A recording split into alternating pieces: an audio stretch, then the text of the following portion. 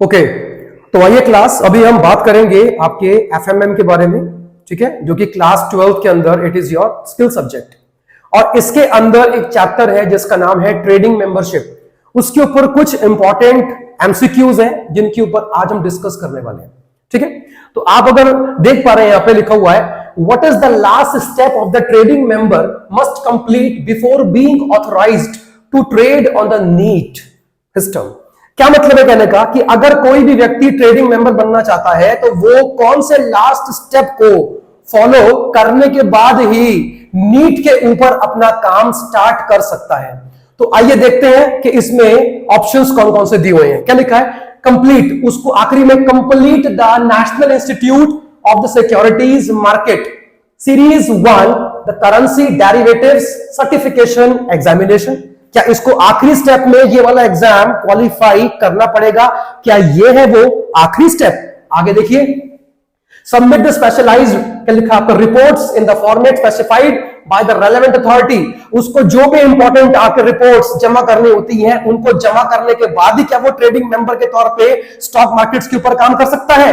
नहीं। आगे देखते हैं, fulfil all the formalities and the requirements set by the exchange and NSCCL national securities clearing corporation limited including payment of fees, deposits and submission of the relevant documents. क्या इन सारे के सारे documents और प्रॉपर फीस को पे करने के बाद ही वो नीट के ऊपर काम कर सकता है? क्या ये उसका आखिरी स्टेप है? आगे बढ़ते हैं, pass the capital market dealer module of NCFM, और या फिर ये आखिरी वाला एग्जाम पास करने के बाद ही वो ट्रेडिंग मेंबर के तौर पे काम कर सकता है नीट के ऊपर। आपके सामने ऑप्शन 4 लिखे हैं, आप मुझे बताओ कि इसका सही आंसर क्या है। आपको पता है, आप चाहे कितने भी एग्जाम क्वालिफाई कर लो, आप कुछ भी कर लो सर, जब तक प्रॉपर्ली फीस पे नहीं करोगे ना, और जो भी रिक्वायरमेंट्स हैं जो कि एनएससी के द्वारा होती हैं, जब तक उसको पूरा नहीं करोगे आप नीट के ऊपर काम नहीं कर सकते बीइंग अ ट्रेडिंग मेंबर। इसका मतलब है कि option number C is the right answer. और इसमें वो सारे के सारे पॉइंट्स लिखे हैं जो कि एक ट्रेडिंग मेंबर को कंप्लीट करने होते हैं। आप पढ़ना है इसको, ठीक है। आगे बढ़ते हैं, What is the first step for trading members wishing to, क्या लिखा है, surrender their NSC membership under the outlined scheme। मतलब समझो क्या है, अगर कोई भी पहले से ही ट्रेडिंग मेंबर है और वो अगर अपनी मेंबरशिप को छोड़ना चाहता है, क्या लिखा है, सरेंडर, अपनी इच्छा से ट्रेडिंग मेंबरशिप को छोड़ना चाहता है, तो कहता है कि सर उसका पहला स्टेप क्या होगा? पहला option, submit original SEBI registration certificates. क्या उसको सेबी द्वारा दिया जाने वाला अपना सर्टिफिकेट हैंड ओवर करना होगा सेबी को? क्या ये पहला स्टेप है? Okay. Second, submit a written request in the prescribed format. जो सेबी ने आपको एक प्रेस्क्राइब्ड फॉर्मेट दिया हुआ है, क्या आपको उसके हिसाब से पहले फॉर्म भरना पड़ेगा, रिक्वेस्ट अपनी सेंड करनी पड़ेगी? अच्छा, थर्ड क्या है, issue of the public notice in the newspaper. क्या आपको न्यूज पेपर के अंदर कोई नोटिस निकालना पड़ेगा कि आप मेंबरशिप को छोड़ने वाले हो? क्या ये पहला स्टेप है? आगे, notify SEBI about the pending dues, या सेबी को इन्फॉर्म करना पड़ेगा सर मेरे ऊपर पहले से ही बहुत सारे ड्यूज चल रहे हैं। इनमें से कौन सा ऑप्शन है या पहला स्टेप कौन सा है जो ट्रेडिंग मेंबर को करना पड़ेगा इससे पहले कि वो अपनी मेंबरशिप को छोड़े? आपने ध्यान दिया, पहला स्टेप सर, सबसे तो पहले आपको रिक्वेस्ट करनी पड़ेगी ना सेबी से कि सर मैं मेंबरशिप को छोड़ना चाहता हूं। इसका मतलब है, इसका आंसर हुआ ऑप्शन नंबर बी कि सर उसको सबसे पहले एक प्रेस्क्राइब्ड फॉर्मेट में जो फॉर्म मिलता है उसमें उसको रिक्वेस्ट को फॉरवर्ड करना पड़ेगा, तभी वो मेंबरशिप को छोड़ सकता है। आगे बढ़ते हैं, थर्ड पे आते हैं, in the context of the contract note. Contract note क्या होता है वो आप जानते हो ना? Contract note, who is responsible for, क्या लिखा है, providing them to the clients introduced by the sub broker. अब देखो, सबसे पहली बात तो आप ये समझो कि कॉन्ट्रैक्ट नोट, पहली बात है कि सर हमेशा स्टॉक ब्रोकर ही देता है। तो इसमें ये लिखा है कि सर कॉन्ट्रैक्ट नोट कौन देता है? पहला sub broker, stock broker, client या एक्सचेंज। तो आंसर में पहले बोल चुका हूं, B is the answer. Stock broker ही हमेशा कॉन्ट्रैक्ट नोट ऑफर करता है। फिर भले ही आपका काम जो है वो सब ब्रोकर ने किया है, but the contract note will only be issued by the stock broker. ये आपको एक्सचेंज नहीं देगा, क्लाइंट अपने आप नहीं ले सकता। इवन सब ब्रोकर के पास भी अथॉरिटी नहीं होती है कि क्लाइंट को कॉन्ट्रैक्ट नोट इश्यू कर सके। तो कौन देगा? कौन देगा? स्टॉक ब्रोकर देगा, मतलब ट्रेडिंग मेंबर देगा। Next, who can apply for the sub broker registration. Sub broker के रजिस्ट्रेशन के लिए, if I want to become a sub broker not a stock broker, अगर मैं सब ब्रोकर बनना चाहता हूं, ठीक है, तो उसके हिसाब से कौन कौन अप्लाई कर सकता है? ओनली इंडिविजुअल्स या फिर only companies, only partnership firms, या एक आखिरी ऑप्शन है ऑल जो लिखा है? सर कोई भी ट्रेडिंग मेंबर के लिए, कोई भी सब ब्रोकर बनने के लिए अप्लाई कर सकता है। Then the answer will be D, all of the above. तो ये क्लास अभी हम अपने पार्ट 2 के अंदर आते हैं और आगे बढ़ते हैं। इसी को हम कंटिन्यू करने वाले हैं, ट्रेडिंग मेंबरशिप जो चैप्टर है आपकी बुक के अंदर, उसी के बारे में जो एमसीक्यूज लिखे हैं बोर्ड के ऊपर। आइए बात करें। नंबर है 5, लिखता है कि what is the purpose of the code of advertisement set fourth bye the exchange. अब देखो, सबसे पहली बात तो ये बात आप जानते होंगे अच्छे से कि आपके चैप्टर के अंदर इसके ऊपर टॉपिक दिया पूरा का पूरा, कोड ऑफ एडवर्टीजमेंट। इसका मतलब क्या होता है कि जब भी कोई म्यूचुअल फंड या स्टॉक ब्रोकर, कोई भी ट्रेडिंग मेंबर अगर होगा और अगर वो अपने क्लाइंट्स को मार्केट से खींचने के लिए कोई भी एड निकालता है, तो सर अपने एड के अंदर वो कौन कौन सी बातें बोल सकता है, कौन कौन सी बातें नहीं बोल सकता है, उसी को बोलते हैं कोड ऑफ एडवर्टीजमेंट। अब यहां पे ये लिखा है कि इसका असल में पर्पस क्या होता है। ठीक है, जो कोड दिया गया है, जो एक्सचेंज ने आपको कोड दिया है कि आपको इसी के हिसाब से काम करना है या इसी के हिसाब से आपको अपने आप को मार्केट में क्या करना है, एडवर्टाइज करना है, तो इसका असल में पर्पस क्या है? पहला, to restrict the advertising activities of the trading member. क्या ट्रेडिंग मेंबर की एक्टिविटीज को रेस्ट्रिक्ट करने का पर्पस है? अच्छा। नंबर 2 देखिए, to specify the font size of the advertisement. जो फॉन्ट का यूज होगा उसका क्या साइज होना चाहिए, क्या उसका जिक्र मिलता है इसके अंदर? आगे, टू गाइड द, क्या लिखा है, publication of the advertisements in the media. आप अपने एडवर्टीजमेंट के अंदर क्या बोलने वाले हो, क्या इसको ये गाइड करता है? आगे, to enforce prepaid brokerage schemes, या फिर ये ब्रोकरेज स्कीम्स का जिक्र करता है। तो आंसर क्या है वो आप जानते हो, आंसर इज सी। सर किसी भी ट्रेडिंग मेंबर को मार्केट में अपना एडवर्टीजमेंट करने का अधिकार है, क्योंकि उसको स्टॉक मार्केट के लिए मार्केट से जो क्लाइंट है उनको पकड़ना है। लेकिन आप अपने एड के अंदर क्या बातें बोल सकते हो, क्या बातें नहीं बोल सकते हो, इसी को असल में गाइड करने के लिए कोड ऑफ एडवर्टीजमेंट बना होता है। बात समझ में आ रही है? आगे बढ़ते हैं। नंबर बात करेंगे 6 के बारे में, 6 के बारे में, what the conditions must be met by the sub broker to participate in the securities trading. अब यहां पे जो जिक्र हो रहा है वो ट्रेडिंग मेंबर का नहीं हो रहा, मतलब स्टॉक ब्रोकर का नहीं हो रहा, या बात चल रही है सब ब्रोकर की। एक सब ब्रोकर में कौन कौन सी कंडीशंस को पूरा करना होता है ताकि वो ट्रेडिंग करने के लायक बन सकता है? पहला, जरा पढ़ना क्या लिखा है, the possession of registration certificate issued by SEBI. आपको सेबी ने एक रजिस्ट्रेशन सर्टिफिकेट दिया होगा। अगर आप एक सब ब्रोकर हो तो सेबी ने आपको उसके बदले में क्या दिया होगा? रजिस्ट्रेशन का आपका सर्टिफिकेट। आपके पास वो होना चाहिए, तभी आप ट्रेडिंग मेंबर बन सकते हो। अच्छा, आगे देखते हैं। नंबर बी देखेंगे, membership in a recognised stock exchange. आप अगर एक सब ब्रोकर हो तो सर आपको किसी भी रिकॉग्नाइज्ड स्टॉक एक्सचेंज की मेंबरशिप आपके पास होनी चाहिए। क्या ये रिक्वायरमेंट है? अच्छा, हम सी की बात करेंगे, approval from the trading member. आपको ट्रेडिंग मेंबर से अप्रूवल मिलना चाहिए, तभी आप स्टॉक मार्केट पर ट्रेडिंग कर सकते हो। अच्छा। नंबर डी देखो, completion of the specified training, या आपको जो ट्रेनिंग लेनी चाहिए वो आपको लेनी है। अगर आपने ले ली तो आप ट्रेडिंग के लिए तैयार हो। सही आंसर क्या है इसके अंदर से? सर कोई भी काम कर लो आप, अगर आप एक सब ब्रोकर हो कोई भी काम कर लो, जब तक आपके पास सेबी के द्वारा दिया गया रजिस्ट्रेशन सर्टिफिकेट नहीं है तब तक आप सब ब्रोकर के तौर पे ट्रेडिंग नहीं कर सकते। इसका मतलब है आंसर इज ए। बिना रजिस्ट्रेशन सर्टिफिकेट के आप कोई एक्टिविटी नहीं कर पाओगे स्टॉक मार्केट में। तो सबसे पहला और इंपॉर्टेंट जो चीज है वो क्या है सर? सेबी के द्वारा इशू किया गया रजिस्ट्रेशन सर्टिफिकेट आपके पास होना चाहिए, तभी आप एक सब ब्रोकर के तौर पे ट्रेडिंग कर सकते हो। आगे बढ़ते हैं। Who can be appointed as the authorised person by the trading member. आपने अक्सर ऑथराइज्ड पर्सन के बारे में जाना होगा, पूरे चैप्टर के अंदर इसके बारे में जिक्र मिलता है एपी। एपी का मतलब क्या होता है? Authorised person. ठीक है, जो ट्रेडिंग करने के लिए क्या है, ऑथराइज्ड है। ये बात कौन बोलेगा? अप्रूवल किससे मिलना चाहिए? एक ऑथराइज्ड पर्सन को। आइए पढ़ेंगे एक बार लिखा क्या है। ओनली पार्टनरशिप फर्म्स और the LLP who can be appointed as an authorized person by the trading member। Okay, क्या सिर्फ एक LLP या पार्टनरशिप फर्म जो होती है, क्या वही ट्रेडिंग मेंबर या ऑथराइज्ड पर्सन बन सकती है? ओनली द कॉर्पोरेट एंटिटीज या only individuals, any person appointed by the broker. कौन बन सकता है? आप बोलो स्टॉक मार्केट पे authorised person. Answer is D. Answer is D. कोई भी ऐसा व्यक्ति जो स्टॉक ब्रोकर के द्वारा ऑथराइज्ड है, वो ऑथराइज्ड पर्सन बन सकता है।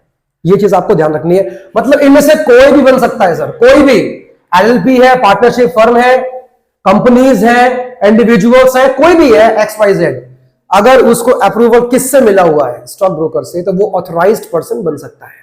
क्लियर है? अब आते हैं नंबर 8 पे। What is the role of authorized person in relation to the clients? Authorized person जो होते हैं सर, उनका क्लाइंट के साथ में रिलेशन कैसा होता है? क्या रिलेशन इनका वैसा ही होता है जैसे कि एक स्टॉक ब्रोकर का होता है? आइए बात करें। They provide access to the stock exchanging trading platform and receive compensation from the stock broker। Okay, उनका काम क्या होता है कि सर वो स्टॉक एक्सचेंजेस में अपना एक्सेस बढ़ाए और जो भी काम करता है उसके बदले में अपने स्टॉक ब्रोकर से कंपनसेशन को रिसीव करे। क्या ये काम है उसका? दे maintain the custody of the clients security end funds. वो अपने क्लाइंट की फंड्स के और उनकी सिक्योरिटी का कस्टडी अपने पास मेंटेन करता है। ये काम है उसका। अच्छा, they can charge fees directly to clients. वो अपने क्लाइंट से डायरेक्टली फीस चार्ज कर सकता है। बात सही है? पता है? पता है ना? They issue contract notes and bills to the clients. अगर आपने ये चैप्टर ठीक से पढ़ा है तो आपको ये बात अच्छे से मालूम होगी कि कोई भी सब ब्रोकर डायरेक्टली क्लाइंट से डील नहीं कर सकता। कोई भी सब ब्रोकर डायरेक्टली क्लाइंट से किसी तरह की फीस या कंपनसेशन रिसीव नहीं कर सकता। कोई भी क्लाइंट वो ऐसा कोई काम नहीं कर सकता जो कि एक स्टॉक ब्रोकर डायरेक्टली कर सकता है। इसका मतलब क्या हुआ कि सर पहले लास्ट के जो 3 ऑप्शंस हैं, बी, सी और डी, ये तो क्लाइंट कर ही नहीं सकता। ये तो स्टॉक ब्रोकर मेंटेन करता है। अपने क्लाइंट के रिकॉर्ड्स को, उनके फंड्स के रिकॉर्ड्स को मेंटेन कौन करेगा? स्टॉक ब्रोकर करेगा। इसका मतलब साफ हो गया। दे क्या लिखा है? Provide access to the stock exchanging trading platform and receive compensation from the stock broker. Answer is A. पहला ऑप्शन ही इसका सही आंसर है। बात समझ में आ रही है? ओके, तो देखिएगा 9th वाला है, what are the eligibility requirements for the individual sub broker applicants. अगर कोई सब ब्रोकर है तो उसका मिनिमम क्या एलिजिबिलिटी है ताकि वो सब ब्रोकर के तौर पे स्टॉक मार्केट पे काम कर सकता है? पहला, at least 16 years of age and completion of recognized securities courses. Number B, no criminal records and at least 10th standard education. Not less than 18 years of age and completion of the recognized securities courses, या फिर D, all। इससे पहले कि मैं बोलूं, आपको पहले से इसका आंसर बिल्कुल मालूम होना चाहिए कि सर ये सारी रिक्वायरमेंट्स है जो कि एक इंसान को पूरी करनी पड़ती है ताकि वो सब ब्रोकर के तौर पे काम कर सकता है किसी स्टॉक ब्रोकर के अंडर। बात सही है? आगे, dash is an important intermediary between the stock broker and the client in the capital market segment. पहले समझो कि मतलब क्या है। लिखता है कि इनमें से कौन सा ऐसा इंटरमीडियरी है जो कि स्टॉक ब्रोकर और क्लाइंट के बीच में होता है in the capital market segment में। पहला डीलर, दूसरा सब ब्रोकर, तीसरा एक्सचेंज और डी नन। अब मुझे यह बात अच्छे से मालूम है कि आप में से मैक्सिमम लोग इसके ऊपर टिक लगाओगे, सब ब्रोकर के ऊपर। क्यों? क्योंकि क्लाइंट के बीच में और स्टॉक ब्रोकर के बीच में there is a sub broker, और यही वो कौन है? आपका इंटरमीडियरी है। और यह आंसर बिल्कुल गलत है। ये बात आप थोड़ा सा ध्यान रखिएगा इस बात का। हमेशा एक बात को आपको याद रखना है, स्टॉक ब्रोकर और जो क्लाइंट है उसके बीच में कैपिटल मार्केट सेगमेंट के अंदर जो इंटरमीडिएट है वो होता है बेटा बैंक। थोड़ी इंक खराब हो गई, बैंक आएगा इसका आंसर। इसका मतलब साफ हो गया कि देखो मेरे पूरे ऑप्शंस के अंदर कहीं पर भी बैंक का जिक्र नहीं है, तो answer is none. Answer is none हो गया। ये चीज आपको ध्यान रखनी है, क्योंकि फंड का ट्रांसफर करना, फंड का रिकॉर्ड रखना, ये सारा बैंक करता है आपके क्लाइंट के बीच में और आपके बीच में। मतलब अगर आप एक ट्रेडिंग मेंबर हो, स्टॉक ब्रोकर हो, तो इसका आंसर बैंक होगा। ये आपको ध्यान रखना है, ठीक है। आगे, regarding the segregation of the demat beneficiary accounts, trading members are required to. पहले तो मतलब बताओ क्या हुआ इसका, ये कहना क्या चाहता है सर? इसका कहने का मतलब है कि जब भी demat account, demat beneficiary account का सेग्रीगेशन होगा, अलग अलग किया जाएगा। स्टॉक ब्रोकर अपने अकाउंट से अपने क्लाइंट का अकाउंट अलग रखेगा, सेग्रीगेट करेगा, और अलग अलग तरह के जो क्लाइंट होंगे उनके अकाउंट्स को आपस में मिक्स नहीं करेगा। मैं डीमैट अकाउंट की बात कर रहा हूं, ध्यान रखना, ठीक है ना। और मुझे ये बात भी अच्छे से मालूम है कि आपको डीमैट बेनिफिशियरी अकाउंट का मतलब भी नहीं मालूम होगा, और इस समय मैं इसके बारे में आपसे बात नहीं करूंगा, क्योंकि क्लासेस के अंदर पहले भी हमने जिक्र किया था इसका, ठीक है। Segregation account of the beneficiary, तो ट्रेडिंग मेंबर को क्या करना चाहिए डीमैट बेनिफिशियरी अकाउंट के सेग्रीगेशन के मामले में, अकाउंट्स को अलग करने के मामले में? पहला, mix dematerialised the securities of the clients with their own securities. वाह, बहुत बढ़िया बात लिखी है ना। कहता है कि अपने और अपने जो क्लाइंट की सिक्योरिटीज को आपस में मिक्स कर दो। क्या ये करना सही है सेबी की गाइडलाइंस के हिसाब से? बिल्कुल नहीं। तो ऑप्शन ए तो इसका आंसर ही नहीं है। बी देखो, keep a consolidated clients beneficiary account for all their clients. अपने सारे के सारे क्लाइंट का एक अलग से मिला जुला अकाउंट मेंटेन करो, लेकिन सबका अलग होना चाहिए। आपके पास एक बंच होना चाहिए जिसमें आपके सारे क्लाइंट की इंफॉर्मेशन होनी चाहिए, अकाउंट्स को आपको जोड़ना है, ध्यान रखना इस चीज का। अच्छा, avoid establishing separate beneficiary account for all their clients. Okay, use clients beneficiary accounts interchangeably for their own transactions. Sorry, simple सी बात है यार कि 20 का आंसर होगा कि आपको हर एक क्लाइंट का अलग अलग अकाउंट तो मेंटेन करना है, लेकिन बंच में करना है, ढूंढने पर आपको मिलना चाहिए। मतलब जानते क्या है इसका जोड़ा हुआ बंच, है ना, ये इसका मतलब होता है। तो आंसर इज बी। ओके, अब बढ़ते हैं 12th पे। What is the key obligations of the sub broker in relation to the investor grievances? पहली बात तो ये बताओ, व्हाट इज ग्रीवेंसेस का मतलब होता है शिकायतें, आपका दुख, आपका दर्द, आपकी प्रॉब्लम्स। अगर इन्वेस्टर को किसी भी तरह का कोई भी क्या है, ग्रीवेंस है, प्रॉब्लम है, सर सब ब्रोकर का फर्ज क्या बनता है? देखो क्या लिखा, ignore the grievances to the transactions. आप एक सब ब्रोकर हो, कंप्लेंट्स को इग्नोर करो, ये फर्ज है आपका। अच्छा, कॉपरेट इन एक्सपीडाइटिंग आर्बिट्रेशन प्रोसीडिंग्स, जितना जल्दी हो सके उसको इंसाफ क्या बोलो दिलवाओ। कहां पे? आर्बिट्रेशन के through. Okay, actively engage in the conflicting claims with investors, clients के साथ ही प्रॉब्लम्स के साथ उसके अंदर ही आ जाओ, मतलब उसका पार्ट बन जाओ, उसको हल मत निकाल कर दो, उसका पार्ट बन जाओ। ये है या नन है? आंसर इज बी, कॉपरेट करिए ताकि जितना जल्दी हो सके सर आपके सारे के सारे केसेस या ग्रीवेंसेस रिजॉल्व हो सकें, ये इसका मतलब है। ओके